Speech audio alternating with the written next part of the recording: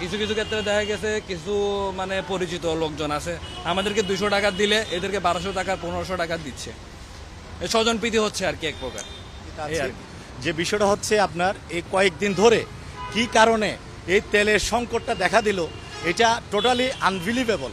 Government থেকে বলা হচ্ছে যে হিউজ পরিমাণে তেল আছে, পাম্পগুলোর মধ্যে বলা হচ্ছে যে তেল আছে, তেল ডেলিভার হচ্ছে, কিন্তু প্রত্যেকটা পাম্পে কেন যে এই বাইকের বা গাড়ির এত লাইন, প্রত্যেকটা আপনার পাম্পের মধ্যে গেলে তেল পাওয়া যাচ্ছে না। আমরা যারা সাধারণ রাইডার বা পার্সোনাল বাইক ইউজ করি, আমরা রীতিমতো হিমশিম খেয়ে যাচ্ছি, তেল পাচ্ছি না।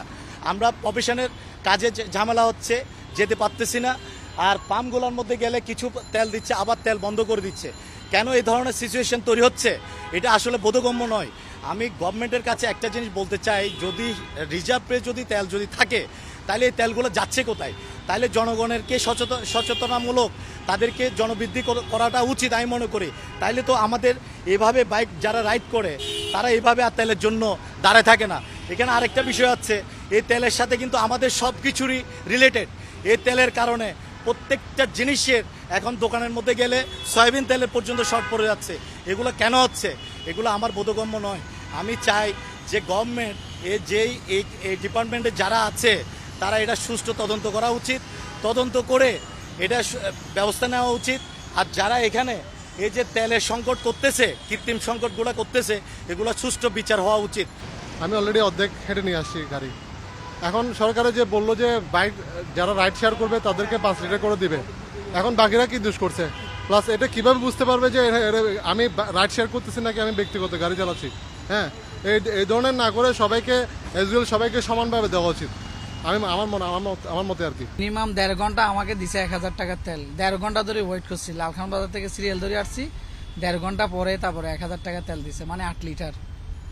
দীর্ঘ অনেকক্ষণ ওয়েট করার পরে 8 লিটার তেল পাইলাম। 8 লিটার দিতে তো এই কতক্ষণ, এই আপ ডাউন করলে শেষ। জিসির মোড় থেকে এখানে আপ ডাউন করলে এমনি শেষ যাবে এটা। আমাদের জেনারেটর আছে তো, জেনারেটর চালাতে হয়। কত লিটার দিছে আগে? আগে তো আমরা 25 লিটার 50 লিটার নিতাম, এখন 10 লিটারের বেশি পাচ্ছি না। আমাদের প্রায় লাস্ট ইয়ার করতে সারাদিনে 5 লিটারের মতো লাগে, কিন্তু গতকালকে আমরা প্রায় 300 টাকার মতো পাইছি এইখান থেকে।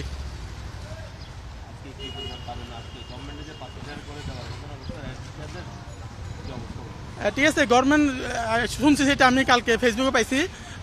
5 লিটার দিলে তো আলহামদুলিল্লাহ খুবই ভালো হয়। দেখি না, এখনো তো আমি জানি না, এখনো আমি তেল নিই নাই। নেওয়ার পরে বুঝতে পারবো যে ওনারা কত লিটার দিচ্ছে। অবস্থা বলতে এখানে প্রত্যেকটা পেট্রোল পাম্পে কয়েকটা পেট্রোল পাম্প বন্ধ, কয়েকটা পেট্রোল পাম্পে তেল দিচ্ছে। তেল দিল অনেক সিরিয়াল, প্রায় 100-150 গাড়ি। আমরা বিভিন্ন গণমাধ্যমে দেখতেছি 5 লিটার করে তেল দেওয়া হবে, বাট কোনো পেট্রোল পাম্পে 200 টাকা দিচ্ছে, কোনো পেট্রোল পাম্পে 2 লিটার দিচ্ছে, বা কোনো পেট্রোল পাম্পে 300 টাকা দিচ্ছে। এখানে 300 টাকা করে দিচ্ছে, এর চাইতে বেশি দিচ্ছে না। বাট বিভিন্ন গণমাধ্যমে হচ্ছে আপনার দেখা যাচ্ছে যে আপনার 5 লিটার করে তেল দেওয়ার জন্য নির্দেশ দিচ্ছে, বাট আমাদেরকে 5 লিটার করে তেল দিচ্ছে না। আর সেকেন্ড থিং হচ্ছে বিভিন্ন পেট্রোল পাম্পে আপনার এই ধরেন বলতেছে 12টার পর আসেন, 12টার পর দিয়ে তেল দিব, মানে স্পেসিফিক কিছু সময় নির্ধারণ করে দিছে। এরপরে আমাদেরকে ওই সময়ে গিয়ে মানে তেলগুলো নিতে হচ্ছে। আবার ধরেন কয়েকটা গাড়ি দিছে, এরপর একটা ওরা সাইনবোর্ড দিয়ে দিছে এখানে অকটেন শেষ, আর অকটেন নাই। বাট কিছু কিছু ক্ষেত্রে দেখা গেছে কিছু মানে পরিচিত লোকজন আছে আমাদেরকে 200 টাকা দিলে এদেরকে 1200 টাকা 1500 টাকা দিচ্ছে। স্বজনপ্রীতি হচ্ছে আর কি এক প্রকার।